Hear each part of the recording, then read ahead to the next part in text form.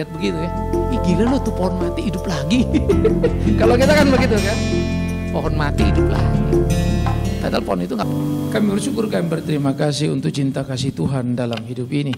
Kami bersyukur, berterima kasih untuk Minggu Kudus Tuhan persekutukan kami kembali. Dan kami berdoa kiranya di perenungan kami akan firman-Mu di pembelajaran kami. Tuhan menambahkan hikmat kepada kami untuk mengerti, kekuatan melakukan sehingga hidup kami menjadi berkenan kepada Tuhan. Biarlah kiranya Tuhan membawa kami makin hari mencintai firman hidup dan diberi kekuatan untuk mengaktualisasi. Dalam nama Tuhan Yesus Kristus, Tuhan kami berdoa, kami memohon. Amin. Silakan duduk saudaraku yang kekasih.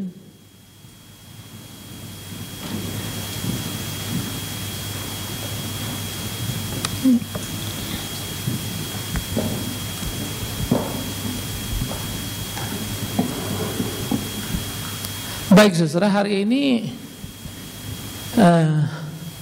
kita sudah tiba pada hukum yang keempat.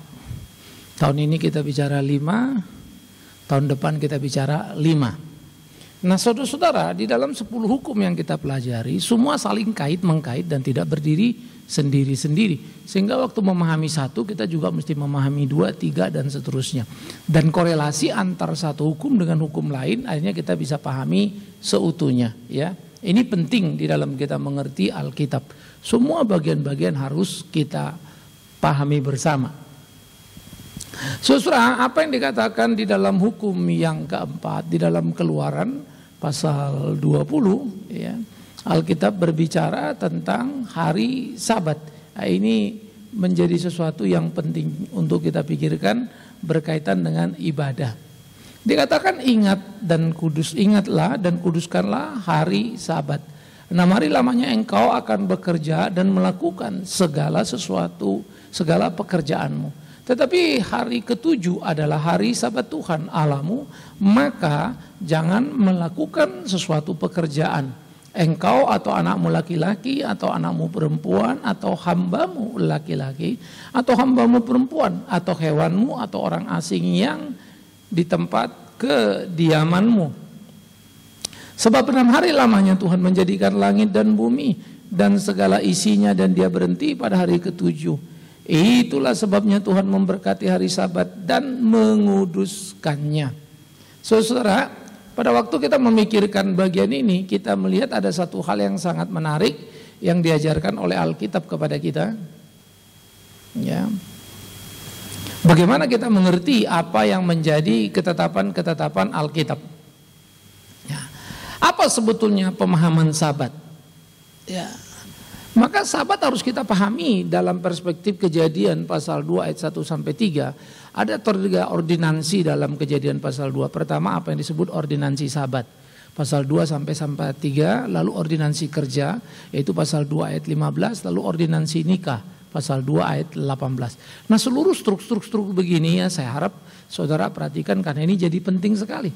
Sehingga nanti kita berpikir tidak melompat-lompat dalam memahami Alkitab, tetapi kita betul-betul menggali mendalam apa isi Alkitab. Ingat istilah eksegese dan eisegese. Eisegese adalah pikiran kita, lalu kita mencari ayat untuk mendukung ide kita. Nah, itu salah berat. Alkitab mengajar kita itu sebetulnya memahaminya eksegese. Menggali pesan Alkitab itu apa? Cocok nggak cocok sama pikiran kita yang mesti kalah sama Alkitab. Bukan Alkitab yang kita perkosa dicocokkan dengan pikiran kita.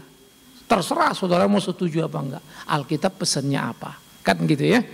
Nah, Syabat atau dalam bahasa Ibrani arti katanya adalah berhenti melepaskan. Itu dalam arti kata yang bebas. Secara teologis maka hari Sabat dikatakan hari perhentian. Ingat ketika Tuhan menciptakan hari pertama, kedua, ketiga, keempat, 5, 6, 7 Sabat itu belum ada kalendernya. Ya, tapi konsepnya adalah 6 hari diciptakan, maka pada hari yang ke-7 Tuhan berhenti.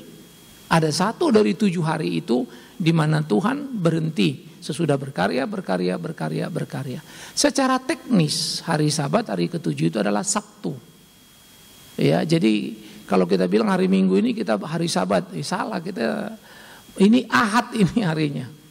Ahad itu hari pertama, ya. Sabatnya orang Kristen itu Minggu. Ya. Nah, pengertian Sabatnya orang Kristen Minggu adalah perhentian, bukan teknis. Kalau teknis itu Sabat itu Sabtu. Tapi kalau perhentian atau berhenti untuk ya merenungkan apa yang Tuhan mau, itu beda ya. Jadi pemahaman Sabat harus dipahami dalam pengertian teologis maupun teknis ya. Nanti saudara akan melihat kenapa orang-orang Advent menuduh orang-orang Protestan merubah hari ibadah dan melanggar Sabat. Nanti saya akan tunjukkan. Ya. Kemudian yang berikut, saudara-saudara, Sabat itu merupakan hukum yang sebelum kejatuhan ditetapkan oleh Tuhan sendiri. Nanti Musa dikeluarkan merumuskan ulang, begitu ya. Yang kedua itu merupakan tata tertib penciptaan. Artinya tata tertib penciptaan adalah konsep rest itu konsep Alkitab. Istirahat. Baru kalau kita kerja dalam dunia modern sekarang ya, kita mengenal yang namanya hari libur. Lalu kita juga mengenal yang namanya cuti. Karena manusia bukan mesin yang bisa dikelola lalu ada lifetime-nya, lalu misalnya 2 tahun hancur gitu ya, ganti lagi mesin baru. Kita adalah manusia yang perlu dikelola sedemikian rupa secara tertib. Kita perlu istirahat, karena ternyata ketika kita istirahat dan bukan kerja terus menerus, sepertinya kalau kerja terus menerus itu banyak yang kita hasilkan, tetapi menurun kualitasnya. Pada waktu rest itu istirahat, orang akan upgrade lagi, dia naik lagi. Ya, kreasi, energi, konsentrasi yang baru lagi, seger lagi begitu. Nah, jadi sebetulnya istirahat bukanlah menghilangkan pekerjaan atau hasil karya, tetapi justru mengangkat atau mengupgrade, meningkatkannya. Nah, itu sebab kalau di barat yang sudah lebih maju, cuti itu kita dipaksa. You harus ambil cuti gitu ya. Itu konsep itu sudah membudaya. Kalau kita di timur memang kalau bisa jangan cuti. Ya, supaya banyak yang bisa kita kerjakan. Saya salah satu orang yang sebetulnya agak parah juga dalam hal seperti ini. Ya, jadi saya kadang-kadang kurang bisa menikmati istirahat saya. Sehingga waktu berobat misalnya kayak 3 minggu di Singapura itu saya nggak betah, setengah mati itu. Ya. Tetapi saya mesti belajar terus. Mendisiplin diri gitu ya. Sehingga kalau kita liburan sebetulnya badan kita yang liburan, otak kita mah enggak.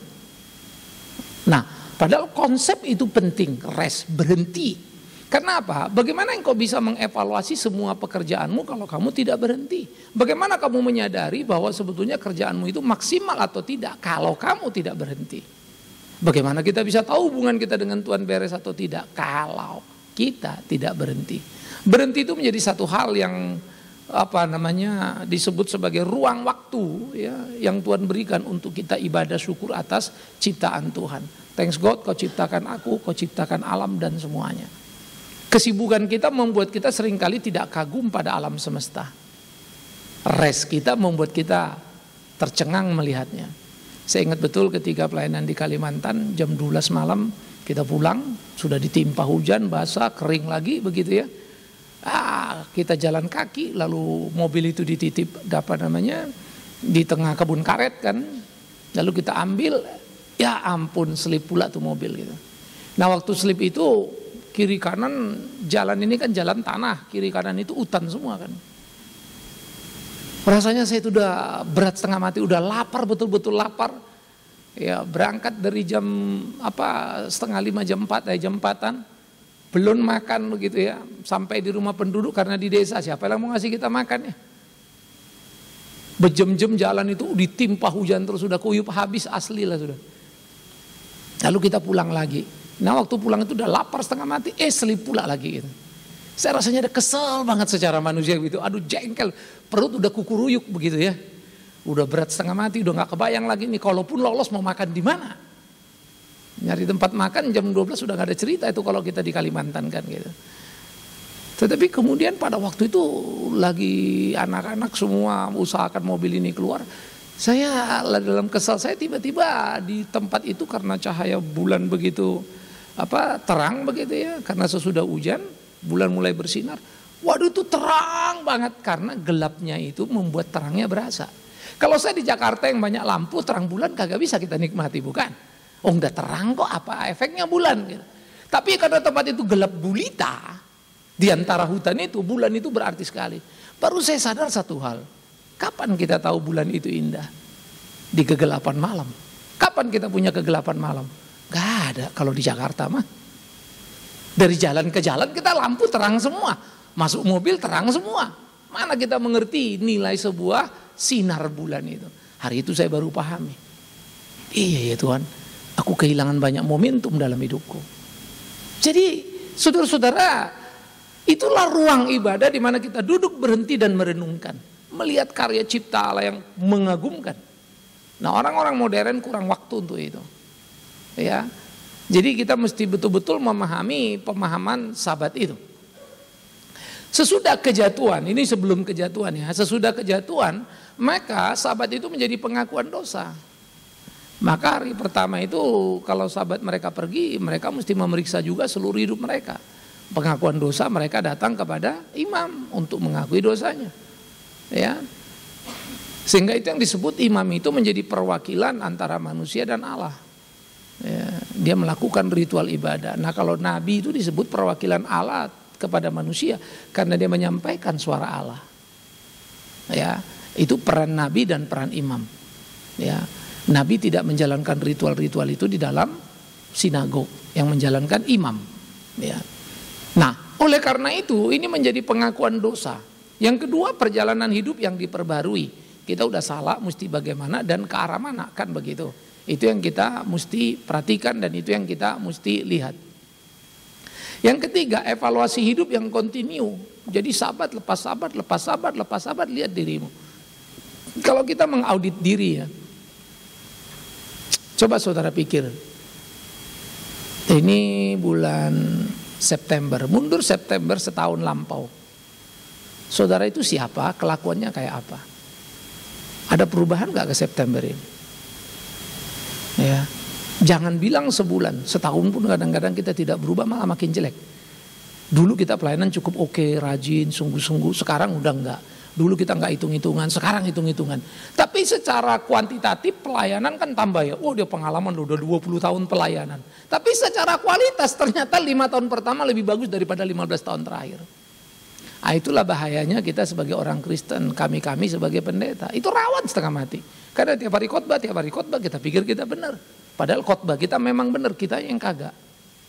Bisa ngerti ya, karena antara khotbahku dan perilakuku itu dua hal yang berbeda, bisa bumi langit bedanya. Karena itu saya harus berkelahi dengan perilaku itu. Di mana saya bisa ngeceknya? Di mana saya bisa sadar? Sabat itu. Berhentilah gitu loh. Berhentilah.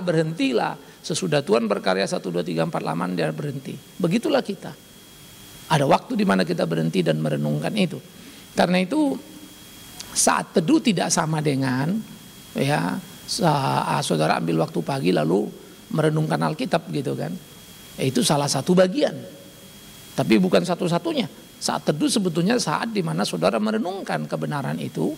Mestinya kita mulai pagi untuk apa kita mau hidup, malam apa yang sudah gagal tadi pagi kita lakukan. Saudara akan melihat sebetulnya, karena saya sebagai seorang gembala atau saya sebagai seorang pemimpin di kelas PA, saya bisa melihat struktur berpikir orang yang berubah. Saya bisa melihat arahnya kemana dan bagaimana. Itu sebetulnya tidak terlalu sulit. Apalagi kalau cuman pemahaman Alkitab kita sudah bisa melihat strukturnya bagus. Tapi perilakunya, semangatnya juga bisa kelihatan. Ya. Nah, kita mesti mampu melihat di luar, tapi jangan lupa kita melihat ke dalam paling penting ya. Kemudian, bagaimana sabat itu ditetapkan berlaku bagi semua manusia, baik merdeka, hamba, ternak, peliharaan. Ternak itu artinya bebas kerja. Jadi kalau kerbau dia tidak membajak, kalau kuda dia tidak menarik, kan begitu kira-kira. Jadi ternak itu dalam pengertian bebas kerja. Kita tidak boleh kemudian bilang gini, saya nggak kerja, biarin kebunnya saya suruh narik gitu kan. Itu sama aja. Sebetulnya kamu memanfaatkan hewan itu untuk mengerjakan pekerjaan selesai, kamu seakan-akan tidak kerja dan nonton. Ya. Nah itu sebab dalam hal-hal seperti ini kalau di internal Yahudi, ketat sekali dilakukan. Yang namanya berhenti sabat itu ya memetik, memungut, memecah ya, terus memeriksa itu. Jadi kalau gandum itu jatuh kamu ambil, memungut kerja.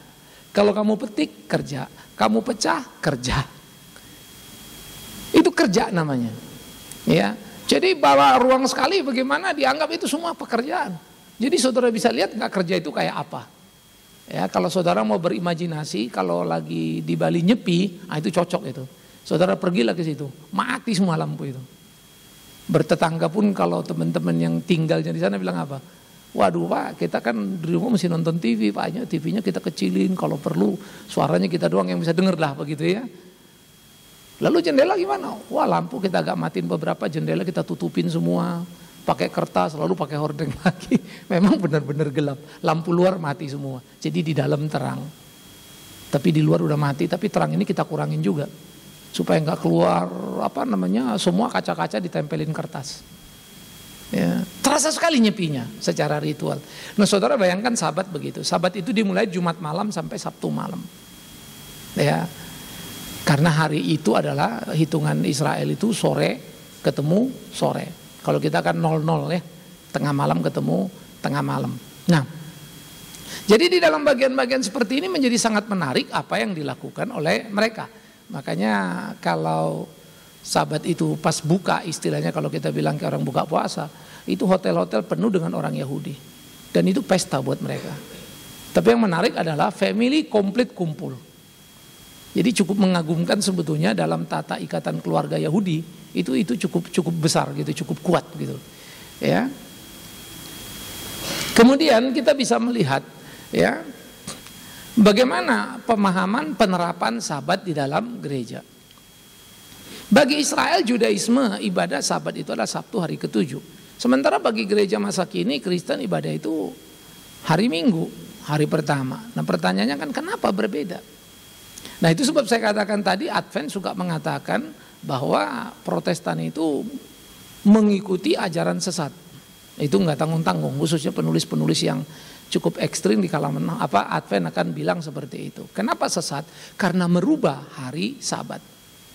Kenapa merubah hari Sabat? Orang dari Sabtu disuruh ke Minggu. Nah, nanti biasanya mereka mengkonek itu dengan keputusan Konstantin. Nanti di bagian akhir saya akan bicarakan itu. Nah, saudara-saudara, di sini kita penting hati-hati sekali, bukan itu isunya. Ya.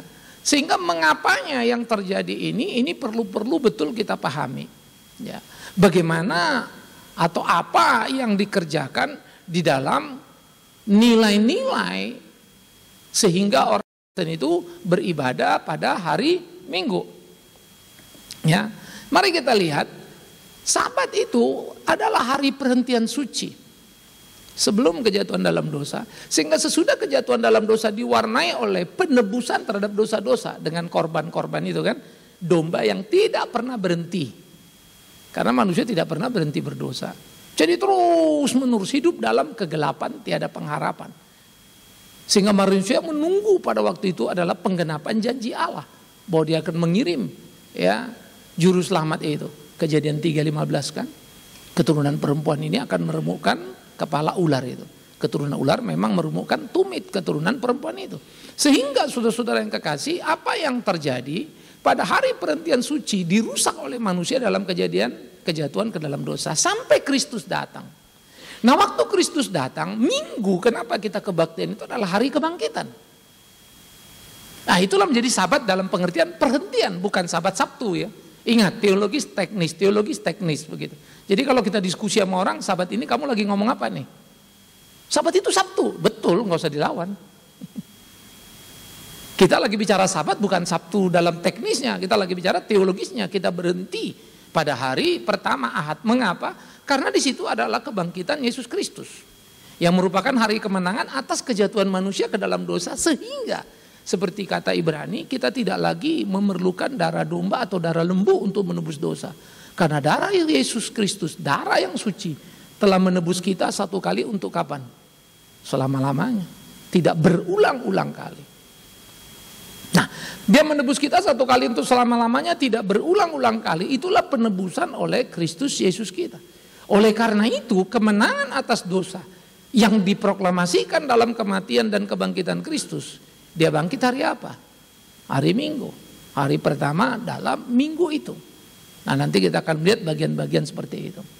Nah oleh karena itu kegagalan manusia untuk mensyukuri Sabat yang sudah dirusak, diperbaiki, dipulihkan, ditebus oleh Kristus dalam kematiannya. Termasuk itu. Penebusan atas kegagalan manusia. Menjaga kesucian hari perhentiannya bersama dengan Tuhan. Sehingga ketika Kristus menanggung seluruh dosanya, maka Ibrani bilang, Janganlah orang-orang percaya menjauhkan diri dari ibadah. Jadi kita nggak punya alasan untuk bilang, Pak saya nggak ke gereja Pak, saya nonton TV aja deh, saya nonton khotbah Bapak di DVD misalnya. Nanti dulu. Persekutuan itulah antar jiwa, antar kita. Bukan sebuah konsep di mana nyanyinya kita dengar musik mungkin atau kita nyanyi sendiri begitu ya. Lalu nonton DVD, lalu kita pikir kita sudah ibadah. No, interaksi kita ini loh sebagai tubuh Kristus. Maka kita beribadah apa tidak adalah apakah mampu kita hari Minggu berperilaku, berinteraksi sebagai tubuh Kristus.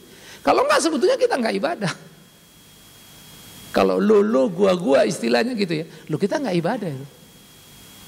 Kita cuma nyetor muka ke gereja istilahnya, datang menjalankan ritual dari awal sampai akhir, nyanyi-nyanyi, doa-doa, ngasih persembahan, ngasih dengar khotbah, dengar. Bukan itunya, interaksi sebagai tubuh Kristusnya. Karena itu penting sekali kita membangun satu konsep, menginvestasi waktu untuk tiap ibadah kita itu. Di dalam kebersamaan, saling mengisi ya. Tetapi itu tidak hanya berhenti hari Minggu bukan? Senin, Selasa, Rabu, Kamis, Jumat, Sabtu pun akan mengikuti. Tapi semangat yang dibangun di hari Minggu itu, di-charging lah dia dari Minggu itu. Ya. Begitulah interaksi kita, lalu sebagai tubuh Kristus kita bersaksi kepada orang-orang yang bukan Kristen. Lalu mereka merasakan hangatnya yang namanya tubuh Kristus itu. Jadi buatlah orang lain cemburu dalam tanda petik melihat persekutuan orang Kristen. Sehingga agama lain bilang, heran ya mereka hidupnya ya. Itu jemaat mula-mula kan. Maka orang-orang melihat mereka, ya, mereka makin disukai orang. Dan kemudian banyak yang masuk dan menjadi seorang Kristen. Nah mari kita gairahkan semangat hidup kita.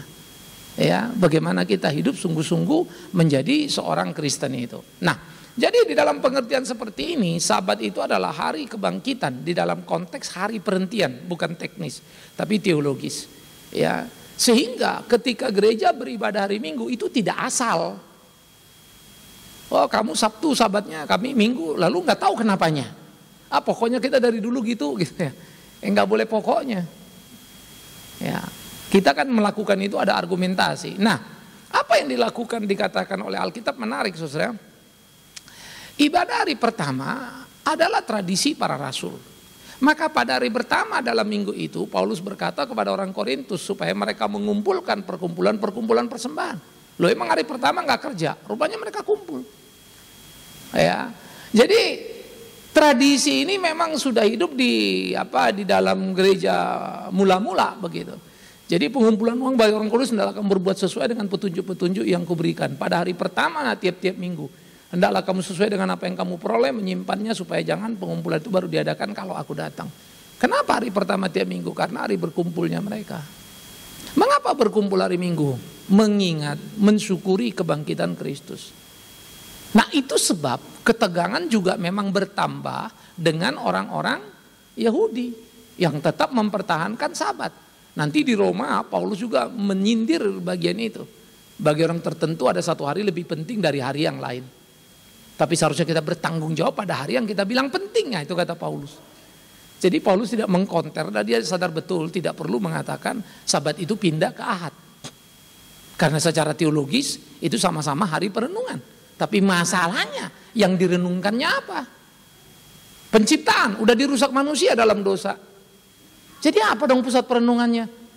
Penebusan oleh Kristus yang mengembalikan manusia ke dalam gambar dan rupa Allah itu. Yang mengembalikan ciptaan kepada tujuan yang semula itu. Nah hari pertama itu apa? Menunjuk pada kebangkitan Yesus Kristus. Sebetulnya Matius, Markus, Lukas, Yohanes semua mencatat itu. Maka pada hari pertama murid-murid itu perempuan datang. Tapi kubur itu mereka temukan kosong. Yesus sudah bangkit. Ya. Dari tradisi itulah dia bergerak terus di dalam kehidupan para murid itu. Nah apa yang saya katakan tadi di dalam Roma pasal 14, kita juga menemukan bagaimana Paulus mengatakan orang-orang yang menganggap satu hari lebih penting daripada hari yang lain. Tapi yang lain menganggap semua hari sama saja. Hendaklah setiap orang benar-benar yakin dalam hatinya. Siapa yang berpegang pada satu hari tertentu, ia melakukannya untuk Tuhan. Keren ya. Kalau kamu bilang Sabat ya sudahlah, kalau aku bilang Minggu ya jangan diributkan. Lalu ada orang lain lagi nanti bilang begini, waktu kamu kenal Tuhan, mari kita bertanggung jawab pada Tuhan untuk apa yang kita lakukan. Sehingga memang tekanan kepada kekristenan itu bisa dimengerti, saudara. Ngerubah hari ibadah kan dianggapnya merubah kan. Kamu pindahkan, Tuhan yang memberikan Sabat. Bahasa orang Advent sekarang juga sama. Saudara baca nggak Alkitab gitu? Ya baca itu, maka saya bilang tadi jangan sepotong atuh. Kita tidak sedang memindahkan hari Sabat, Sabtu ke hari Ahad, Minggu, bukan. Kita mengikuti, nggak memindahkan kegagalan menjaga karya cipta Allah yang dipulihkan dalam penebusan dan kematian kebangkitan Kristus. Itu yang kita lakukan. Jadi semangatnya beda bumi langit itu. Ya. Yesus adalah penggenapan janji Allah itu. Karena manusia sudah diusir dari Taman Eden. Keluarkan begitu kan. Lalu Taman Eden itu dia putus hubungan kita. Maka kalau di Wahyu nanti kita akan menemukan bagaimana pedang itu dibuka oleh anak domba Allah itu. Kejadian Wahyu itu opening sama closingnya itu menarik sekali. Ya. Nah jadi saudara-saudara, di dalam bagian seperti ini, apa yang kita pahami yang dikerjakan oleh Kristus itu menjadi suatu penggenapan yang tidak boleh kita abaikan, bahwa dia telah membuka hubungan itu kembali dan bagaimana kita bersama-sama dengan dia. Ya. Dialah Tuhan itu, dialah yang membuka pintu kembali hubungan kita dengan Allah itu. Sehingga segala sesuatu digenapi di dalam dia. Karena dia, oleh dia kita beribadah. Di dalam dia, lewat dia, tanpa dia ibadah kita nggak nyampe pada Bapa. Itu sebab dia mengatakan, akulah jalan dan kehidupan dan kebenaran. Gak ada yang sampai pada Bapa kalau tidak melalui Kristus itu. Jadi ibadah orang Kristen adalah berpusat kepada Kristus yang bangkit pada hari Minggu, dan itu menjadi pusat perenungannya. Jadi bukan mengganti secara teknis Sabat itu atau Sabtu menjadi Ahad atau Minggu. Ya tetap secara kalender mah Sabat hari Sabtu jatuhnya. Minggu hari Ahad itu jatuhnya. Hari pertama disebut dalam hitungan kalender. Tapi pergeseran teologisnya itu yang kita lagi bicarakan. Itu sebab kenapa sih orang-orang Kristen itu nggak lagi motong darah domba? Loh, orang udah Kristus genapin kok. Maka saya selalu akan berkata kepada orang-orang Advent, misalnya, kalau gitu kamu ya ikutin semua Tauratnya, jangan tanggung-tanggung kan ya. Termasuk kau tolak Yesusnya, jangan kau terima juga. Karena Yahudi tulen harus begitu kan. Jadi korban darah masih ini itu, memang kemudian mereka melakukan juga apa yang disebut kita istilahnya vegetarian kan, nggak makan ini, nggak makan itu. Tetapi masih banyak bagian yang mereka tidak memotong korban domba untuk penebusan dosa. Di gereja itu tidak lengkap misalnya pembagian daripada bait Allah. Karena harus dibagi 3 itu kan. Halaman, ruang suci, maha suci. Nggak boleh kebaktian bareng-bareng masuk ke dalam gedung. Di luar kalian kan begitu ya. Kami pendeta saja dalam gedung ini ya. Akui dosamu di luar, nanti kubawa ke sini. Sesekali ke ruang maha kudus itu. Ya kalau mau itu ya jangan tanggung-tanggung, ikutin sepenuhnya. Itu sebab kematian Kristus. Ayo, apa yang terbelah 2? Tabir bait suci tirai dari atas ke bawah. Artinya Kristus membelah sehingga yang terjadi apa? Tidak ada lagi jarak antara ruang kudus maha kudus, antara Allah dan manusia. Itu sebab Ibrani mengatakan dialah imam besar agung kita. Karena dia tidak memberikan korban, tetapi mengorbankan dirinya sendiri. Kalau imam kan memberi korban, domba, lembu. Kalau dia diri sendiri. Jadi pengenapan kepada dia termasuk dalam ibadah itu. Ya, semua begitu loh, menyeluruh, tidak sepotong-sepotong. Nah oleh karena itu perdebatan itu sejak gereja mula-mula juga udah ada. Yes. Sudah ada itu. Dan Paulus mengingatkan gereja itu harus bertanggung jawab pada hari yang dia bilang. Artinya dia lagi mau bilang gini, kalau kau betul-betul mau Sabtu Sabat itu, silakan saja. Lakukanlah itu untuk Tuhan. Persoalannya, nyampe gak ke Kristusnya? Kan enggak itu masalah kan. Mereka akan berhenti terus di PR-nya. Lalu tunggu terus Mesiasnya. Padahal Mesias itu sudah datang. Ya. Nah jadi di dalam bagian-bagian seperti ini kita harus hati-hati. Nah secara histori ya, hari Minggu itu libur resmi ditetapkan tahun 324. Oke, ditetapkan oleh siapa? Kaisar Konstantin. Konstantin adalah kaisar Roma Bizantium. Istilah Roma Bizantium, kaisar Roma itu berpusat di Roma. Tetapi di kemudian hari mereka menguasai dan menjelajah lalu masuk ke Konstantinopel. Konstantinopel itu apa?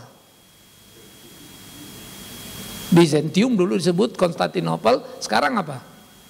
Istanbul, Turki sekarang. Jadi Bizantium, Konstantin, ya itu disebutnya ya, nama lain, Istanbul. Jadi kalau kita ke Turki, saudara kan lihat jejak-jejak gereja itu banyak.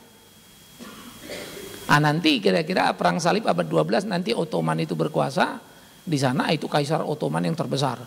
Itu kaisar Islam terbesar itu. Sesudah para kafilah-kafilah juga menjelajah memasuki wilayah yang tadinya diduduki kerajaan-kerajaan Kristen. Ya, kafilah itu dimulai abad ke-7. Ya, jadi Nabi Muhammad makin besar, terus ngikutlah ini pengikutnya, terus expans. Betul-betul kerajaan gitu. Tapi memang dalam kerajaan ditegakkan agama begitulah. Ya. Jadi kalau kerajaan itu kan kekuasaan politik. Kalau Islam itu adalah kekuasaan tapi bukan politik, agama, religi. Sehingga pengidentifikasiannya jauh lebih cepat. Ya, makanya kalau dalam Islam biasa itu kalau kemudian menguasai satu negara dengan apa? Pedang. Kalau penginjilan nggak boleh pakai pedang kan? Kita disuruh pergi. Tapi penginjilan pun pernah salah, khususnya oleh negara-negara Eropa waktu datang ke beberapa tempat. Katolik dikumandangkan oleh, kalau Kristen itu VOC, Katolik itu, Spanyol itu apa nama bendera dagangnya ya? Ini saya, kalau Belanda itu VOC, itu bawa Protestan. Terus kalau Spanyol itu bendera dagangnya kok jadi saya lupa. Nanti yang inget tolong ya. Nah, bendera dagang yang dipakai oleh Protestan VOC, sehingga VOC masuk ke Indonesia itu banyak orang dibawa bedil, dibawa kekuasaan, dipaksa menjadi Kristen dalam tanda petik. Nah, kenapa orang-orang di sini secara sosiologi mengatakan Kristen agama penjajah? Ada betulnya. Tapi tindakan VOC kemudian dikoreksi oleh Zending, kamu tidak boleh begitu. Sehingga Zending yang masuk, lalu VOC disuruh minggir. Tidak ada kepentingan-kepentingan itu lagi. Ya. Jadi kalau dulu itu bendera dagang dulu masuk. Sehingga terjadilah kemiripan dengan Islam. Ada titik kemiripan. Originalnya nggak begitu gitu loh. Nah, oleh karena itu saudara-saudara, Konstantin tadi ini, dia ini adalah orang yang bertobat di tahun 312, dikatakan waktu pulang perang dia lihat salib di awan-awan. Dia yakin dia menang perang karena salib ini. Lalu dia maklumatkanlah ke seluruh daerah Roma dan jajahannya. Kita percaya pada Kristus, jadi Kristen lah semua. Di tahun 324, lalu hari Minggu ditetapkan menjadi hari resmi. Tapi bukan dia yang menetapkan kita hari Minggu kebaktian. Sebelumnya udah. Waktu dia jadi Kristen dia tanya, kenapa lu Minggu ibadah? Ngerti ya? Oh, ini kebangkitan. Oh, kalau gitu kita bikin libur. Bisa nangkap. Beda bumi langit kan? Termasuk soal Natal. Kemarin kita bicara soal Natal kan. Ada yang nanya Natal itu dari Nimrod katanya ya, keturunan dan seterusnya. Ya. Banyak sekali memang BB yang beredar kalau tiap kali dekat mau Natal. Natal pun termasuk keputusan dari Kaisar Roma. Karena pada waktu Natal, yaitu dari kata natalis, yaitu Natal. Akar katanya natalis, itu bahasa Latinnya. Peringatan. Peringatan siapa? Dewa matahari. Karena 25 Desember perubahan antara dari musim winter mau menuju ke musim panas melewati semi itu paling kuat di perputarannya itu di titik 25 Desember itu. Makanya disebut Dewa Matahari. Padahal 25 Desember kan masih winter ya. Kenapa enggak 1 Juni, 1 Mei? 1 Mei baru mulai musim panas. Ya. Karena beda. Yang dimaksud adalah pergeseran dari gelap atau winter itu masuk ke dalam musim panas itu. Nah, itu 25 Desember. Lalu oleh Kaisar enggak ada lagi 25 Desember, enggak ada Dewa Matahari. Yang ada dewa kita sekarang siapa? Yesus Kristus. Dalam tanda petik ya, saya pakai istilah dewa konsep yang ada. Dewanya segala dewa itu Yesus Kristus. Bukan lagi, dibikinlah Natal itu. Nah itu yang kita rayakan sampai sekarang. Jadi kalau ditanya apakah Yesus lahir tanggal 25 Desember, ya nggak mungkin lah. Kalau dia lahir winter itu kan sakit jiwa. Gembala itu ada di padang gembala kan. Kenapa sakit jiwa Pak? Mana ada winter orang cari rumput. Yang ada salju, masa domba disuruh makan salju? Ya kan kagak mungkin. Maka kemungkinan itu April sampai Juni. Itu musim semi, rumput-rumput udah keluar kan. Makanya kalau April itu kita paling menyenangkan kalau pergi ke Eropa ya. Bisa ngeliat tulip, bisa apa namanya, ngelihat musim-musim semi yang tadinya cuma ranting-ranting tiba-tiba keluar lagi apa namanya daunnya gitu. Itu paling asik kalau kita ke barat ya. Kalau lihat 4 musim, karena kita lihat begitu ya. Ih gila loh tuh pohon mati hidup lagi. Kalau kita kan begitu kan. Pohon mati hidup lagi. Padahal pohon itu nggak pernah mati, memang gugur daunnya semua, tapi akar masih hidup. Lalu semi dia keluar lagi. Wah warnanya itu menyenangkan itu. Ya termasuk mau masuk winter waktu dia rontok-rontok di musim gugur itu juga keren. Ya. Nah jadi saudara-saudara itu yang terjadi di soal perpindahan hari yang ditetapkan oleh Kaisar Konstantin. Diresmikan hari Minggu hari libur, termasuk 25 Desember bukan lagi hari raya apa peringatan pada Dewa Matahari, tapi peringatan pada Yesus Kristus. Dari Natalis, kita orang apa di Indonesia sebutnya Natal, ambil dari Latinnya. Nah, kalau orang di Eropa Christmas dari Christnya ya. Jadi bagaimana mengingati Kristus itu. Nah, histori-histori begini perlu karena seringkali terjadi debat-debat antara orang baik misalnya Protestan dengan Advent begitu ya. Jadi debatnya juga debat kusir yang nggak ada ujung pangkalnya sebetulnya. Nah repotnya memang kita seringkali berdebat mewarisi dari atas. Warisan yang agak antipati. Saya akan mengatakan di gereja ini saudara tidak perlu memperdebatkan itu dengan saudara-saudara di Advent. Itu perdebatan yang gak ada guna. Terserahlah kalau kau anggap Sabtu baik silakan lakukan saja. Ya. Tapi kalau dia bilang marah kalian memindah-mindah lalu maki-maki, kamu udah gak baik melakukannya kan ya. Jadi seringkali kita merasa baik dengan kelakuan tidak baik. Itu yang agak miris juga kan. Kita rasa kita orang Kristen benar tapi memperlakukan orang tidak Kristen dengan cara tidak benar. Kelakuan kita saja menunjukkan kekristenan itu jadi tidak benar kan bahaya. Nah oleh karena itu fanatisme jangan menjadi argumentasi atau semangat kita. Tetapi betul-betul historical daripada pergerakan sejarah itu yang harus betul-betul kita perhatikan. Nah oleh karena itulah pergumulan teologis kita menguduskan hari Sabat, berhentilah dari seluruh pekerjaanmu, berhentilah dari seluruh aktivitasmu, berkonsentrasilah kepada Tuhanmu, gunakanlah satu waktu itu untuk memuji memuliakan nama Dia. Kenapa sih susah amat kamu sediakan waktu gitu kan? Tetapi memang celakanya kita manusia modern, ya Sabtu main golf, Minggu apa? Bangun siang. Udah kagak keburu dah itu begitu ya. Ya. Sorry ya. Jadi nggak keburu lagi dia beribadah kan begitu ya. Nah, oleh karena itu ingat dan kuduskan hari Sabat. Dari perhentian yang gagal dijalankan manusia menjadi penebusan dalam kebangkitan Yesus Kristus. Satu waktu menarik satu teman saya, dia megang satu kasus lalu berperkaranya di London begitu ya, dari Indo lalu dia ada bikin tim di sana. Nah jadi orang Indonesia ribut di London gitu untuk simpanan lah, jadi anak rebut-rebutan di bank di London. Nah waktu kemudian pergi dia satu tim sama lawyer yang orang Yahudi. Lalu dia bilang Sabtu kan jalan, oke kita Sabtu besok golf yuk gitu. Yang dia bilang sorry Sabtu gue Sabat ya. Jadi kita nggak pernah mikirkan yang lain-lainnya. Ya, kalau mau Minggu aja. Gitu. Terus pulang teman saya mikir, diajak hari Minggu, ini orang gua ajak Sabat kagak mau, karena Sabat itu hari perhentian mereka betul-betul. Aku ini Kristen diajari Minggu, dari iya sampai cancel. Dia bingung sendiri, gelisah lah dia sepanjang Sabtu itu. Waduh, ini gua jadi kacau balau nih. Ya, otak kita dijejekin terus sama pendeta, Kristen lebih benar, Yahudi salah gitu kan. Tapi ini godaannya kok jadi beda banget gitu. Dia sendiri sebetulnya Minggu juga bukan orang yang rajin ke gereja. Kadang-kadang kalau main golf Sabtu udah kecapean, Minggu itu pasti bisa-bisa molor tuh. Mau siang, siang molor lagi, mau sore, sore nggak jadi akhirnya. Ya, jadi Minggu bisa nggak kebaktian. Sejak itu dia bilang, aduh aku terpukul banget.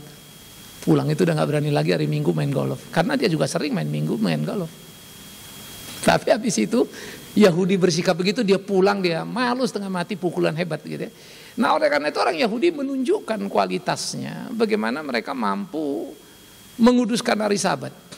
Sehingga kalau saudara ngeliat Sabtu, Sabat ya, Antwerpen di Belgia itu agak banyak orang Yahudinya, itu pusat diamond. Jadi ibu-ibu yang belum dibelikan suaminya diamond, pergilah ke situ. Ya, jadi antara Belanda, Belgia, pertama kita masuk Antwerpen, ya. Jadi saya pas Sabtu di Antwerpen, semua toko tutup kan. Pas kalau Sabtu tutup semua, banyak orang. Justru itu gue pengen tapi mau lihat orang Yahudi ibadahnya kan. Udah saudara, saya jalan, wah kaget loh saya. Kagetnya kenapa? Itu jalan satu keluarga, suami, istri, anak, pakaian betul-betul pakaian Yahudi. Orang miskin? No, orang kampung. Gila loh, itu pengusaha diamond semuanya. Yang dekat rumahnya jalan, yang agak jauh jalan pakai mobil. You tahu mobilnya itu? Rolls Royce berlewatan semua, gila dia lah ya. Orang kebaktian ke gereja pakai Rolls Royce semua, jalan kan begitu. Wih, ini orang-orang kaya hebat. Tapi bingungnya di Rolls Royce dia pakai bajunya hitam itu, pakai topi kapanya itu, dia pakai loh. Saya nggak percaya nih kalau jemaat GRI disuruh pakai baju seragam hari Minggu pasti kagak seragam semua. Tapi mereka hebat. Saya kagum. Paling tidak lepas dari soal itu kan lahiria Pak. Enggak. Masalahnya adalah kalau air lahiria saja disiplin kita nggak bisa. Lalu bagaimana kita bilang kita cinta Tuhan? Betul nggak? Yang kelihatan aja lu kagak bisa. Ngomong lagi yang enggak. Hati lagi. Disiplin datang aja kagak kan gitu. Kecuali disiplin Manao ya. Jadi kalau kita bilang di dalam bagian seperti itu kan berbeda setengah mati. Jadi kita semangatnya ini yang harus kita lihat. Nah oleh karena itu saudara-saudara, kalau memang betul kita merasakan kasih Kristus, gak mungkin you menginvestasi hari Minggu untuk urusan yang bukan urusan berbau Tuhan itu dalam pengertian kegiatan-kegiatan di mana hidupmu berbagi dengan teman. Pak kalau saya pulang kebaktian mengunjungi keluarga, lakukanlah dari bagian keimananmu. Bawalah suasana kebatinan orang yang beribadah itu. Wah indah sekali kan. Maka hari Minggu itu harus kita pakai sebetulnya mendisiplin diri jadi hari family kita itu. Keluarga kita itu. Kebersamaan kita itu mahal itu. Nah, ini penting untuk kita pikirkan sama-sama supaya betul-betul pemaknaan kita terhadap Sabat. Perhentian ya. Adalah penhentian untuk kita berhenti merenung mengingat kasih Tuhan yang besar itu. Nah karena itu di gereja selalu ada pengakuan dosa. Apa itu pengakuan dosa? Mundur ke belakang. Nangkap ya. Sekarang dari Minggu kita berhenti nih. Aduh Tuhan minggu lalu ABCDFG kan. Namanya pengakuan dosa. Lalu kita dengar firman. Nanti kita pulang. Dapat apa namanya? Yang terakhir apa kita? Kalau ada pengakuan dosa. Yang terakhir dari ibadah apa? Petunjuk hidup baru. Itu maksudnya. Itu bukan cuma asal bikin nempel di situ. Lalu kita diingatkan kembali. Maka yang bikin petunjuk hidup baru selalu connect dengan pokok bahasan kita bisa mendekati begitu, ya. Sehingga kita diingatkan ulang untuk pergi dan melakukan apa yang kita dengar dengan firman tadi. Jadi bukan abal-abal, bukan asal-asal itu.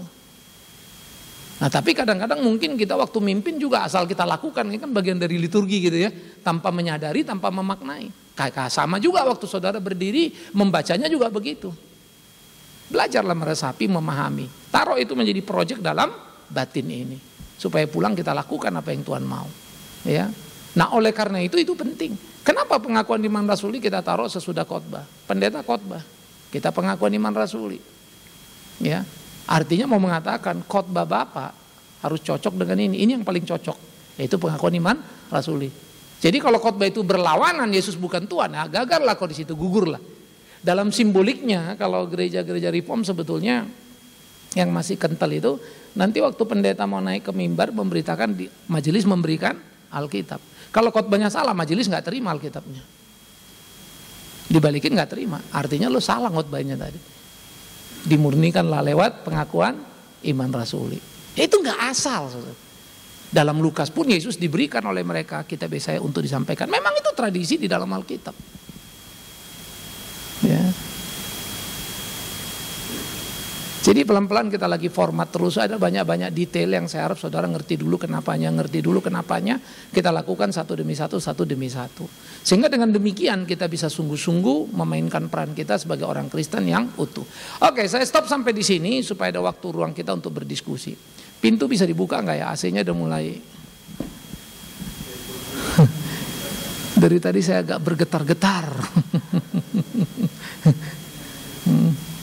Yusuf keluar ngambil jas dia katanya. Tangan saya udah mulai bekerut ini ya. Oke, silakan yang mau bertanya. Ya, Pak Anan. Ya. Terima kasih Pak. Yang pertama pertanyaan saya ini terkait dengan hari Sabat ini, bagaimana kita tidak terjebak dengan ritual. Ya, biasanya orang kalau melakukan sesuatu yang konsisten begitu terjebak kepada ritual. Pertanyaan saya yang kedua, ini mungkin bukan fenomenanya tapi saya lebih berbicara pada normatifnya. Kalau kita baca Mazmur dikatakan berbahagialah orang yang merenungkan firman Tuhan itu siang dan malam. Kata merenung itu untuk saya adalah memikirkan hal yang mendalam. Nah, terkait dengan kegiatan berpikir Pak, hampir seharian kita tuh kegiatan yang nggak terputus-putus adalah kegiatan berpikir. Nah, yang menarik ada misalnya di dalam agama Hindu atau Buddha atau yang lain, itu ada istilah keep your mind still. Bagaimana membuat pikiran kita itu tenang, bukan berhenti, bukan kosong, tetapi tenang. Nah, kemudian saya mencoba mengaitkan dengan kata tadi, merenungkan firman Tuhan itu siang dan malam. Nah, bagaimana kita juga tidak terjebak sekali lagi untuk hal-hal yang sifatnya ritual tadi, ya, tetapi sesuatu yang sifatnya memuliakan. Terima kasih. Oke, yang pertama memang harus kita perhatikan. Ritual without spiritual is dead. Ya. Jadi ritual itu harus plus spiritual. Ritual juga nggak bisa kita hindari. Hari Minggu kan kita kumpul kan, ritual. Tapi dia waktu kehilangan spiritual, kita sudah religiusitas saja namanya. Ritual minus spiritual. Itu orang-orang imam-imam kebanyakan sampai mereka bisa memerintahkan pembunuhan Tuhan Yesus itu. Nah, lalu bagaimana menyiasatinya supaya itu ada? Itu sebab waktu saudara ke gereja, kenapa sih ke gereja? Sebelum pergi tanya diri dulu lah, kira-kira ya. Pertama kita ke gereja, ya kan gak enak ini hari Minggu, kan orang Kristen mesti ke gereja. Percuma, Anda ke gereja sedang memenuhi tuntutan ritual. Harusnya ke gereja itu semangat saya adalah bagaimana saya pergi dan melayani Tuhan. Nah, kalau mau melayani Tuhan, pendeta kan enak dong, Bapak kan khotbah, majelis yang tugas enak, pengakuan iman sulit. Terus kita jemaat gimana? Layanilah Tuhan dengan perilakumu sebagai tubuh Kristus itu. Jadi kita punya semangat bukan karena tugas. Kita semua ini sama-sama bertugas ini. Ada bagian yang saya nggak bisa kerjakan sesudah bagian ini. Anda yang menyapa satu dengan lain, kan gitu kan? Itu kita hidupkan itu. Tetapi termasuk juga di dalamnya perhatian, mau tahu pada problem orang lain, mau ambil bagian dan mau menolongnya. Nah, ini penting. Nah, jadi spiritual itu bukan juga kita duduk diam, semedi, bukan begitu loh. Ya. Sehingga kalau di Buddha Hindu saya bilang seringkali semedi itu kita lakukan dalam tanda petik. Untuk apa sebetulnya kita bersemedi? Kalau untuk tenang, boleh. Tenang untuk apa? Kan pertanyaannya muncul lagi kan? Menenangkan pikiran, itu kan psychological approach. Makanya banyak orang-orang kalau dia cara yang cepat itu tarik nafas, dia diam, konsen, oke, meeting lagi. Jalan. Orang-orang yang matang, yang mature begitu karena melatih dia bisa. Lalu dia rasa tenang. Tapi sebetulnya ketenangan terjadi karena dia suggest pada dirinya. Setiap kita yang berpikir hati-hati, berbicara hati-hati, nggak mungkin kita kehilangan kendali kan. Tapi banyak orang ngomong aja salah. Bisa. Kenapa gitu? Karena penguasaan dirinya kurang. Lalu ada sedikit dipancing aja emosinya, waduh panas dia. Akhirnya ngomong itu udah berantakan semua lah kasar. Makanya kalau dalam diskusi debat itu ya ada teknik kan. Lawan itu dipanasin terus panas, begitu dia panas berantakan tuh ngomongnya. Nah itu yang jago-jago mainnya di situ tuh. Maka saya kalau ngeliat debat-debat di televisi, saya suka senyum kecut juga. Ya, mereka masuk di TV tapi tidak menguasai sebetulnya. Ya. Sehingga penguasaan diri itu kurang. Penguasaan materi ada, tapi waktu dipanasin dikit materinya berantakan semua tuh. Kelihatan jadi orang bodoh, padahal pintar sebetulnya. Nah, peluang-peluang seperti ini adalah exercise, bisa dilatih bisa. Tetapi kita di dalam kekristenan tidak seperti itu. Sehingga firman menguasai diri itu yang jadi penting. Nah, bagaimana firman itu menguasai diri? Kan kita. Maka dikatakan oleh Mazmur, aku merenungkan firman-Mu siang dan malam. Lalu orang-orang di Berea dicatat sebagai orang yang baik, mereka menyelidiki firman Tuhan untuk mengetahui apa maksud Tuhan. Tetapi Alkitab juga selalu mengatakan yang paling bahagia bukan cuma dengar dan merenung, melakukan. Maka Paulus bilang, ibadah yang sejati itu apa? Persembahkanlah tubuhmu, all your activity. Itu tubuh. Persembahkan seluruh aktivitas tubuhmu itu sebagai persembahan yang hidup, yang kudus, yang berkenan pada Allah. Itulah ibadah sejati. Kapan activity tubuh kita? Every day, every hours, every minute, every second, kan begitu ya. Semualah itu seluruh aktivitas kita, ketika kerja, ketika apa. Disitulah sebetulnya kita dibentuk. Disitulah sebetulnya kita bertanding dalam nilai moral hidup kita. Sehingga ya di dalam pergumulan-pergumulan seperti ini akan menolong kita bagaimana kita terus belajar, ya. Misalnya kalau saudara nonton realitanya atau politik atau apa, ini kenapa orang begini ya? Padahal Alkitab bilang gini ya. Cobalah belajar menganalisa itu dalam perspektif kebenaran, pengetahuan yang penuh, ya. Kalau kita ngeliat sekarang lagi geger-geger politik nih begitu ya. DPRD yang memilih mula-mula gubernur, sekarang berubah lagi wali kota sama bupati, ngamuk semua wali kota, bupati, gubernur. Ya. Nah, kita lihat kok maksa gitu, lalu rakyat pun marah. Dan lucunya satu riset dari LSI kemarin, Unix setengah mati. Lebih dari 75% konstituen merah putih menolak usulan yang mereka ajukan gitu. Nah, lalu kita mau bicara lagi.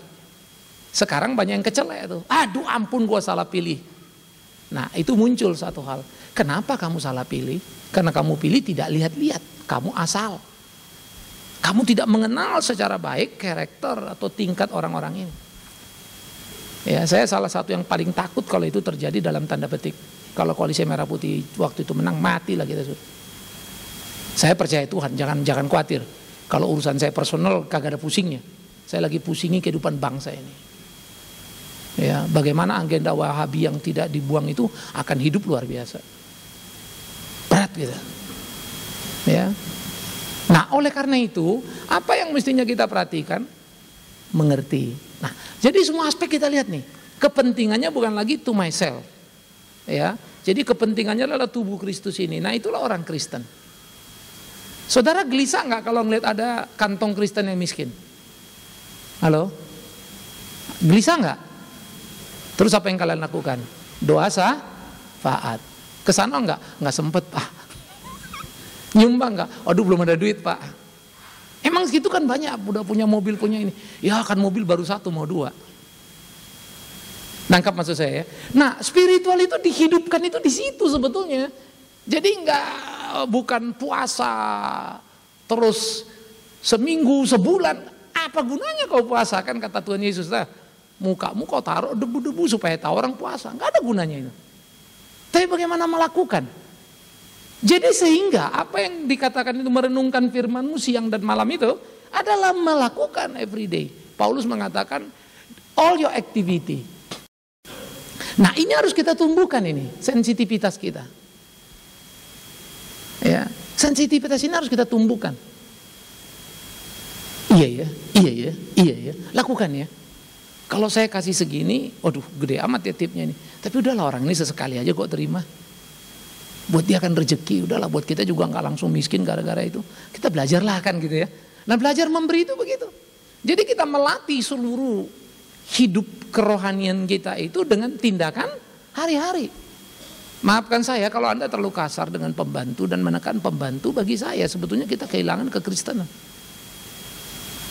Loh, kamu katanya Kristen kok gitu amat? Nah, jangan memandang pembantu sebagai pembantu yang kita gaji lalu perlakukan seenaknya. Pembantu adalah ruang di mana Anda bersaksi Anda Kristen atau tidak lewat mulut pembantu itu. Bisa ngerti maksud saya? Kita mesti berkompetisinya gitu. Baru nanti itu yang tadi itu perenungan itu betul-betul jadi makin kencang. Kenapa? Saya tahu, saya lakukan. Satu kan? Saya bergairah lagi atau saya lakukan itu muncul pengalaman kan? Tahu 2, lakukan lagi 3, tahu lagi 4, lakukan 5. Terus udah muter tuh. Ngung, kencengnya setengah mati itu. Dan itu akan kita rasa pada waktu-waktu di mana kita melakukan bagian-bagian dalam aktivitas kehidupan kita. Nilainya berasa banget. Ya, itu akan jadi indah. Ya. Nah, disinilah kita berkompetisi yang saya sebut tadi, memikir dengan tajam, melihat dengan jeli. Ya. Sehingga kemudian kita membedah Tuhan mau apa. Tapi tidak akan pernah jadi tajam kalau tidak kita lakukan. Karena Tuhan suruh kita beda ya. Tuhan gak suruh bilang ke gununglah kamu, bertapalah. Tapi yang Tuhan suruh apa? Pergilah, beritakan Injil, berinteraksi kemana? Kepada segala bangsa. Beda banget ya. Semangat Kristen itu bumi langit. Karena itu barang siapa yang berhenti dan tidak bergerak dalam hal itu, maka dia sebetulnya sedang membunuh kekristenannya. Mari kita hidupkan kekristenan itu dengan menjelajah. Pergi itu tidak sama dengan pergi ke seluruh dunia lalu saudara jalan. Lewat internet juga kita bisa jalan-jalan ke seluruh dunia ya. Berdialog tentang kekristenan, tapi jangan lewat internet lalu cari mana liburan paling murah ini, terus itu dulu yang cari tiket murah kan gitu, hotel murah gitu ya. Kalau perlu ya boleh cari, tapi kalau itu terus yang dicari kan jadi repot. Nah, isu-isu di dalam Alkitab yang bisa mengasah kita penting. Nah, gunakanlah teknologi yang maju itu membantu ya, bisa menjelajah kemana-mana.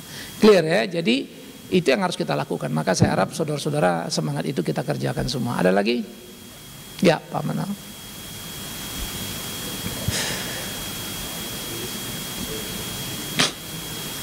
Terima kasih Pak. Saya melihat dan saya juga diberkati hari ini bahwa stressing kuduskan hari Sabat ini, di mana Tuhan memberi semacam waktu kita rileks sebetulnya, istirahat. Makanya dikatakan 6 hari lamanya engkau bekerja, maka pada hari ke-7 ya kita harus istirahat. Tidak boleh melakukan apa-apa. Cuma ini kan di zaman Yesus itu kan ini disalahartikan oleh kaum ahli Taurat dan orang Farisi, sehingga hari Sabat ini menjadi hari di mana orang terbelenggu, nggak boleh melakukan apa-apa. Biarlah orang mati ya mati, pokoknya nggak boleh ditolong. Kan berbahaya ini. Dan ini punya pengalaman pribadi saya Pak. Kebetulan keluarga mertua saya itu Advent. Saya datang ke rumah mereka hari Sabat, jangankan dikasih makan, kasih minum aja kagak boleh, karena nggak boleh ke dapur. Jadi ini kan namanya bukan lagi membebaskan, bukan lagi membuat rileks, tetapi rasanya rusak persaudaraan.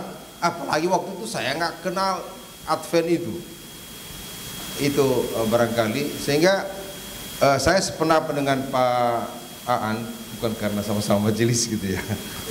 Jadi jangan sampai kita terjebak dalam ritual. Jadi kalau sekarang hari Minggu kita beribadah, itu juga jangan sampai terjebak kita sehingga kita menjadi terbelenggu oleh kebaktian kita di hari Minggu. Itu komentar saya Pak. Kalau salah maafkan daku. Oke. Satu lagi.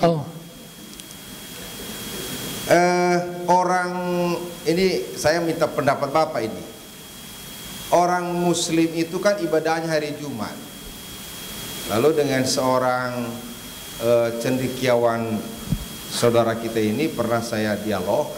Oh itu Pak Manau, kenapa hari Jumat kami beribadah? Karena manusia pertama itu diciptakan hari ke-6 dan laki-laki bukan perempuan. Maka sebagai rasa syukur kaum kami laki-laki harus bersekutu di hari Jumat, sehingga apa yang didoakan pada hari Jumat itu wah pasti kabul. Jangankan minta apa-apa, diciptakanku pada hari itu jadilah, kun fayakun. Maka terjadilah. Lalu hari Sabtu itu menjadi hari sabanya orang Advent. Lalu hari Minggu itu sabanya orang Kristen, Katolik, Protestan. Konghucu saya belum teliti. Lalu yang saya bayangkan kalau semua agama lalu memilih hari yang berbeda, wah maka komplit lah, kita nggak usah bekerja lah, kita di rumah saja. Hanya sekedar minta komentar Bapak. Terima kasih. Iya. Pada akhirnya kalau kita pergi ke Arab Saudi, Jumat libur, Minggu masuk. Bagaimanapun religi memang nggak bisa diatur. Ya.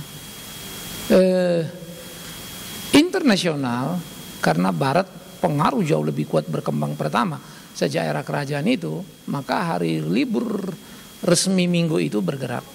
Sabtu sebetulnya libur bukan karena Advent, tapi jumlah jam kerja yang terus memang menurun. Sekarang Belanda lagi memperjuangkan sampai Kamis sampai hari Kamis. Jadi Jumat, Sabtu, Minggu libur. Nah, lagi berjuang di Belanda, ya. Jadi itu udah diperjuangkan. Malah ada lagi yang Kamisnya juga setengah hari. Jadi betul-betul 3,5 hari, 3,5 hari gitu. Memperjuangkan karena dianggap kerja sekarang itu terlalu melelahkan. Tetapi itu mungkin di konteks Belanda yang dia punya simpanan banyak kan begitu ya. Negaranya kecil. Kalau di Indonesia kita libur 3,5 hari, kerja 3,5 hari, lama. Makan tempe pun nggak bisa lagi kita nanti. Ya kan? Jadi konteksnya memang beda-beda. Nah Sabtu itu sebetulnya Western lebih mulai. Timur belum semuanya. Asia belum semuanya Sabtu kecuali perusahaan-perusahaan internasional. Maka banyak Sabtu yang masih kerja. Itu kenapa Menteri juga sempat geger-gegeran kan Sabtu mau masuk lagi sekolah. Ya maklum lah mau ngabisin uang semua kan. Jadi bikin itu yang gak karu-karuan. Itu menurut saya sangat mengerikan. Karena ya libur Sabtu Minggu saja pun anak-anak juga udah gak kekumpul zaman modern sekarang. Sabtu bisa les ini, les itu, begitu ya. Nah akhirnya jadi sulit kita. Nah oleh karena itu, kepiawaian kita mengelola waktu sangat penting. Jadi saudara mesti berani menginvestasi waktu itu. Bagaimana hari Minggu dikatakan ingat dan kuduskanlah. Kata kados itu terpisah dari tidak sama dengan. Bikinlah minggumu itu tidak sama dengan hari-hari lainnya, kan begitu ya? Berbeda dengan lainnya. Kenapa? Karena engkau ada bersama dengan aku. Karena engkau sepenuhnya. Loh kemarin-kemarin gak sepenuhnya. Oh sepenuhnya, tapi secara waktu. Kalau kemarin kan kita waktu kerja pun memuliakan Tuhan kan. Tapi sekarang gak ada kerja. Memang betul-betul dalam ritual tadi. Nah, kalau dibebani, apa istilah sebetulnya Tuhan bilang, Yesus mengkritik imam-imam, mereka membebani dengan aturan-aturan yang nggak penting. Kalau terikat mau nggak mau, kita harus terikat sebagai tubuh Kristus. Kita harus terikat dengan hari Minggu. Belajar menikmati itu sebagai kesempatan kita beribadah. Tetapi membebani, kalau nggak datang begini, kayak nggak boleh minum begitu kan? Itu kan nggak ada diajarkan Alkitab gitu. Ya, tetapi memang dalam tradisi Advent, apalagi kalau kental dengan pengajaran para rabi, wah berat memang. Yesus menyembuhkan orang sakit aja dimarahin. Ya, Saud kalau dokter Advent praktek nggak? Kalau ada pasien sakit hari Minggu? Enggak ya? Biarlah mati di situ ya. Oke. Enggak, kalau pas dokternya rumah sakit Advent, dokternya Advent semua. Enggak, dokternya Advent semua. Enggak kan? Untunglah kau enggak ya. Karena keluarga dia juga Advent. Bayangkan saudara, Yesus menyembuhkan orang sakit dikritik, kita lagi bicara ini Advent lalu enggak kerjain hari Sabtu. Loh, kalau enggak ada orang lain gimana? Oh enggak bisa, kita Sabtu kan Sabat. Loh Yesus menyembuhkan orang sakit gimana? Makanya dia dikritik oleh para imam. Kau suruh orang sakit sembuh, disuruh pula lagi angkat tilamnya kan? Kasur yang dia tempat tidur 2 kali kerja kawan itu. Udah angkat jalan-jalan, wah marahlah mereka. Yesus bilang di sini ada Tuhan atas hari Sabat. Itu memerdekakan sekali. Karena Sabat itu kemerdekaan sebetulnya. Dari dosa di mana aku bersuka cita, bukan dibebani dengan peraturan-peraturan ritual. Ya jadi memang ini kita harus hati-hati ya. Jadi kita tidak boleh terikat dalam pengertian membebani macam-macam, tetapi juga tidak boleh menjadi tidak ada aturan. Ya namanya Sabat kan urusan saya sama Tuhan ya, suka-suka saya lah, saya mau berhenti di mana gitu ya. Lalu sebenarnya berhentinya di McD lagi kan, nggak masuk kemari gitu kan. Kan Sabat berhenti Pak. Ya berhenti di mana kau berhenti di McD? Nggak begitu kan ya. Jadi ada keterikatan di dalam konteks itu. Tapi tidak ada pembebanan di dalam nilai ritual itu. Karena sebetulnya semangatnya adalah kemerdekaan. Berbuatlah sesuatu. Ya tolonglah. Ya jadi tolong kalau di sini ada yang haus dikasih minum ya. Jangan karena hari perhentian saudara bikin pula nanti GRI tidak ada minum. Pendeta tidak boleh minum. Jadi kalau saya haus gimana? Tidak boleh minum. Bapak minum jangan kelihatan nama kami. Buset. Ya, jadi itu yang penting. Tapi memang tradisi Yahudi itu wow. Makanya Yesus dikritik habis-habisan. Murid-murid memetik gandum, Sabat. Itu nggak boleh. Makanya Yesus mengkritik mereka, kau ini kalau lembumu pas jalan jatuh ke got kau keluarkan katanya kan. Kau ambil keluar karena lembumu itu. Tapi orang sakit kau marah-marah, kau bilang gak boleh sembuh, dasar kau munafik. Ngamuk orang Yahudi. Ya. Kalau orang Advent uangnya jatuh dipungut nggak? Hari Sabat. Kerja lo itu. Saud boleh ngomong nanti itu. Lo kalau dompet lo jatuh lo pungut nggak? Nggak boleh lo pungut. Biarin aja orang Protestan yang pungut. Hanya orang Protestan berdoa semoga dompet orang Advent pada hari Sabat jatuh. Seru juga ya. Sebetulnya banyak. Makanya kalau kita tarik urut, lo mesti fair dong. Kalau ini nggak boleh, ini kenapa boleh? Nggak boleh, bisa mati berdiri. Makanya saya kagum sama Alkitab. Why? Babi kagak dilarang. Apa urusannya Pak? Kalian coba lihat, kalau orang dinas sekarang ke Cingkok, ya ke Tiongkok sana pergi dinas, apa yang makanannya nggak pakai minyak babi? Semua kan? Tapi sekarang katanya kan haram nggak? Ya nggak haram Pak kalau nggak muntah. Wah mantap, ajaran baru lagi. Nah, Kristen itu merdeka, tetapi yang dilarang oleh Alkitab jangan menyalahgunakan kemerdekaan. Tapi kemerdekaannya diberi. Sehingga tidak pernah kita terikat mau kemanapun. Mau hidup dimanapun, mau makan apapun. Nggak ada jadi masalah. Ya kalau urusan sehat sakit tentu kita perhatikan.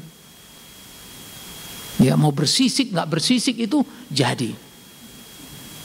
Mau kaki 4, kaki 2 tidak peduli. Kuku 8, kuku 5, kuku 2 jadi juga kan begitu ya. Maka sebetulnya kita bilang ya, kita itu diajarkan satu ajaran yang bisa kita lakukan. Yes. Yang lain itu artinya kecuali.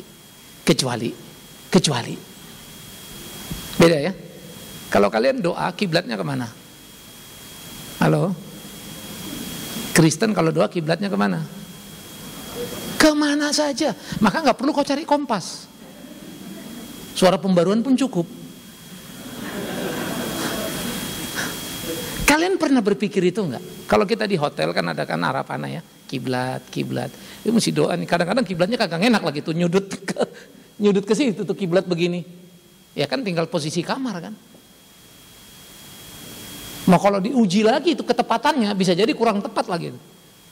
Kagak nyampe nanti ya. Kan kalau 1 mili meleset di sini di ujung sana berapa kilometer? Jauh amat kan gitu. Nah kiblat kan hanya secara umum juga kan. Nah itu sebab saya bilang beruntunglah sebetulnya ketika kita melakukan hal itu dimerdekakan. Ya. Jadi jangan sampai terjebak pada ritual betul. Tapi kita perlu mengikat diri sebagai tubuh Kristus. Ya. Oke. Yang berikut, malah kalau orang Protestan gini ya, kalau tamu datang ke rumah hari Minggu, ya jangan gak dikasih minum, malah kalian kasih ekstra minum itu. Misalnya kalau teh manis biasanya pakai teh yang biasa sari wangi, ini pakai English breakfast atau Camoline atau apa ya disediain khusus. Kok lebih enak hari ini? Hari Minggu. Wah rasanya mereka akan berkunjung tiap hari Minggu ya. Puji Tuhan kan begitu. Rasanya penting kita menyambut orang ekstra. Dalam konteks mensyukuri. Kayak Natal kan kita bikin ekstra kue, ekstra. Kenapa mesti Natal sih tiap hari? Kan hari Minggu juga begitu ya. Nah kita bikin budaya baru lah ya. Kita sih kalau keluarga dari dulu saya disiplin. Sabtu malam, Minggu siang itu mesti makan bareng gitu. Habis pelayanan kita makan gitu ya. Makan sama-sama. Dulu uang saya juga gak terlalu banyak. Saya gak peduli. Lebih bagus uang itu habis untuk makan. daripada kemudian kita tidak pernah makan bareng. Kalau makan bareng kan Anda bilang, Pak restoran mahal. Lu restoran kan tergantung tingkatnya kan ya. Nasi goreng berapa sepiring?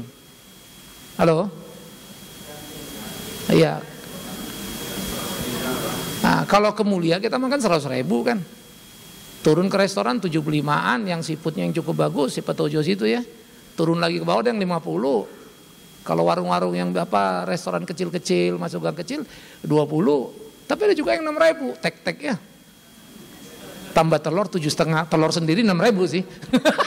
Bang, ini gue bawa telurnya 6.000, ceplokin telur. Saya dulu kalau pikir, saya itu pengalaman begitu. Bang berapa 7,5, gue beli telur gope. Udah ada bang, goreng 6.000, ceplokin telur. Tolong masukin. Gila juga ya. Dan itu siapa mau lagi ya. Kadang-kadang kalau dipikir-pikir lucu. Maka nasi goreng dari 6.000 sampai 100.000. Gila kan? Tergantung kan kita mau di mana. Duduk rame-rame bikin nasi goreng tek-tek juga kan makan bareng. Jadi itu tidak angka ya. Tapi buatlah satu suasana keluarga yang terikat, indah ya. Kita nikmati. Oke, good. Ada lagi?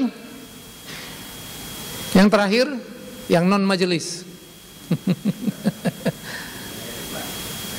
Oke, saya nggak majelis. Iya Pak, memang mengenai hari Sabat tidak sesederhana jika ada keluarga kita yang Advent ya. Saya abang saya yang tertua Advent, militan dan aktif. 2 minggu yang lalu kami berdebat, jujur. Jadi memang Pak ini mohon tanggapan. Kalau mengenai hari Sabat tidak ada ayat Alkitab di Perjanjian Baru pun yang merubah. Letterlek, ya, literal, bahwa berubah dari hari ke-7 yang Sabat kepada hari pertama atau Ahad. Itu bisa diperkuat dari Keluaran 31, 16, 17, Ulangan 5 ayat 15. Yang saya sampaikan bahwa para rasul dan jemaat Kristen mula-mula memang beribadah pada hari Minggu.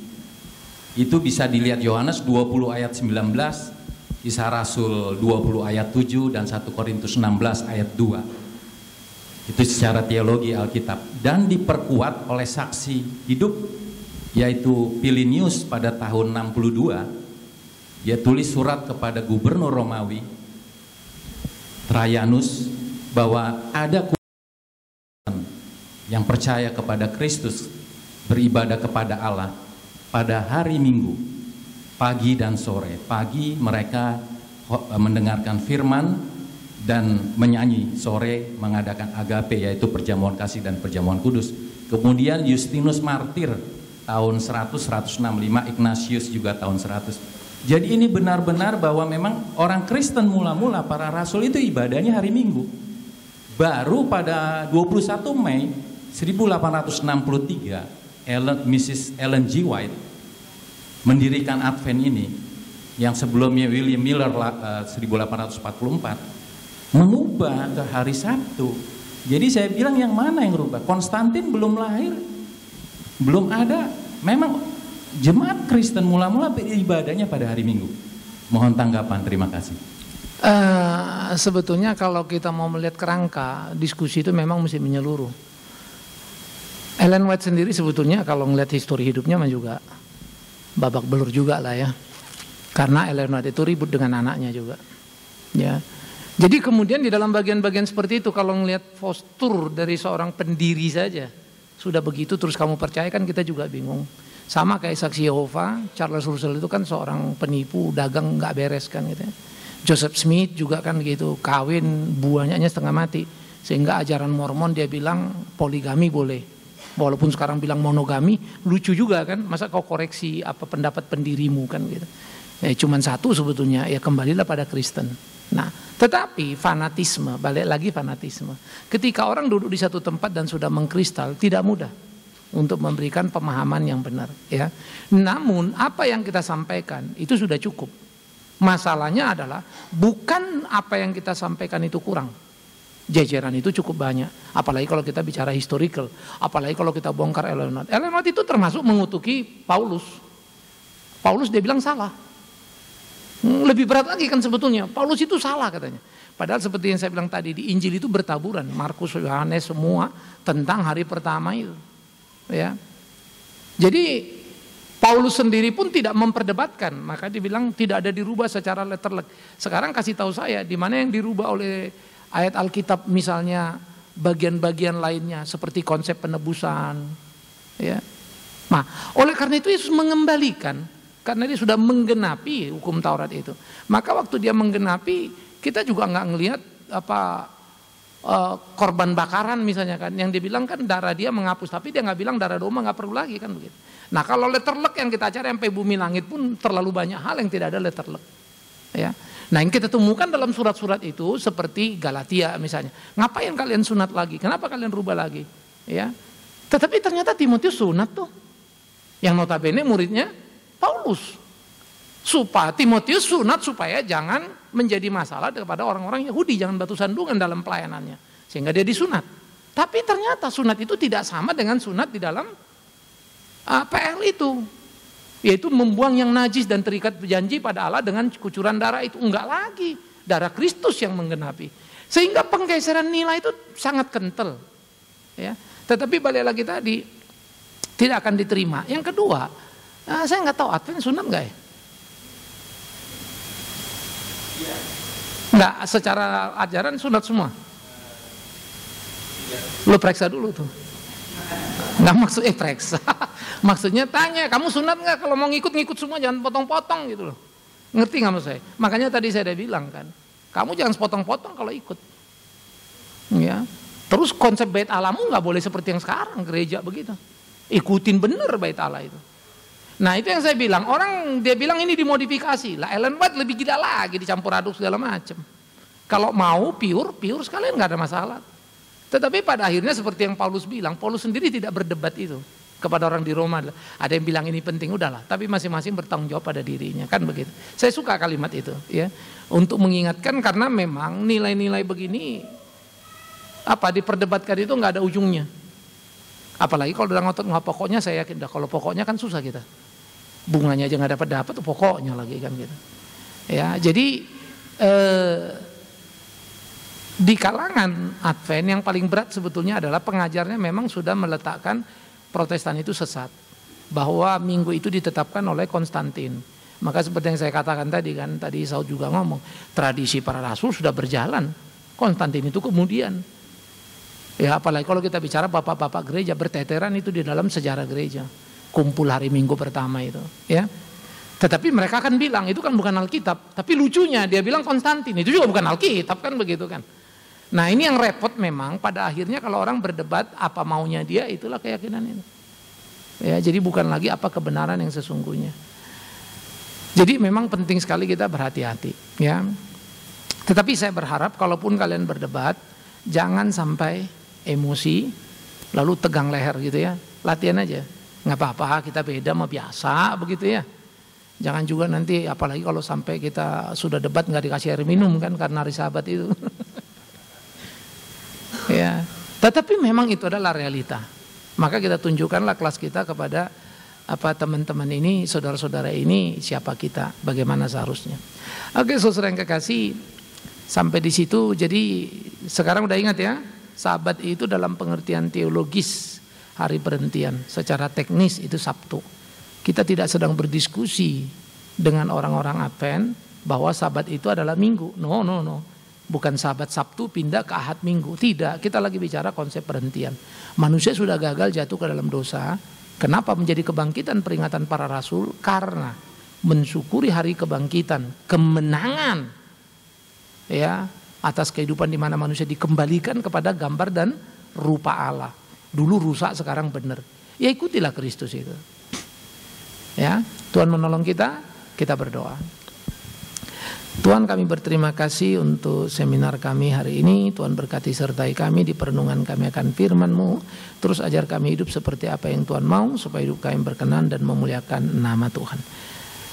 Kami juga berdoa supaya Tuhan juga tolong kami di dalam berdiskusi dengan teman-teman, khususnya dari saudara-saudara kami Advent, bisa secara lembut menyampaikan kebenaran yang akurat. Dan kiranya oleh Roh Tuhan Mereka boleh diajarkan kepada prinsip kebenaran yang sesungguhnya. Terima kasih Tuhan, warisan sejarah gereja yang ada membuat kami sadar betul ada banyak tugas yang kami emban. Tak hanya datang dan beribadah, tapi juga menolong banyak rekan-rekan untuk boleh hidup di dalam takut akan Kristus. Demi Yesus Kristus, kepala gereja yang sejati, kami berdoa, kami memohon. Amin. Baik saudara, mari kita